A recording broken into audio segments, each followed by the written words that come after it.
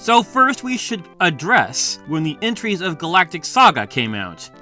We started with Galactic Empire back in 1979, followed by Galactic Trader, also in 1979, then Galactic Revolution in 1980, and then Tuala's Last Redoubt, the last entry, on June 1st, 1981.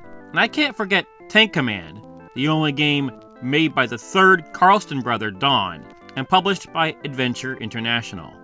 Though Tank Command never made it into an official broderbund catalog, and Don did not participate in broderbund's operations, as he was an associate professor at the University of Iowa. Don had originally created Tank Command for the Plato Education System, aka Programmed Logic for Automated Teaching Operations, and then later converted it for the Apple II. This was the original first title for the Apple II from broderbund. Everything else at the time was for the TRS-80. Yeah, what others call the Trash 80. Not very exciting. That came out 1980. It's a one-player versus computer low-res strategy game based upon tank combat. This is the first thing you see when you boot up the game. The object of this game is to destroy enemy tanks and to accumulate the tank points scored by surviving tanks.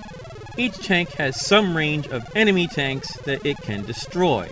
You choose which tank to fire with the game control, and the target is randomly selected from the fired tank's range. See enclosed sheet for more instructions. And apparently the cassette tape cost $10. Basically, you, the player, and the computer, of which you can name either, both control 6 tanks, which line up in opposing columns.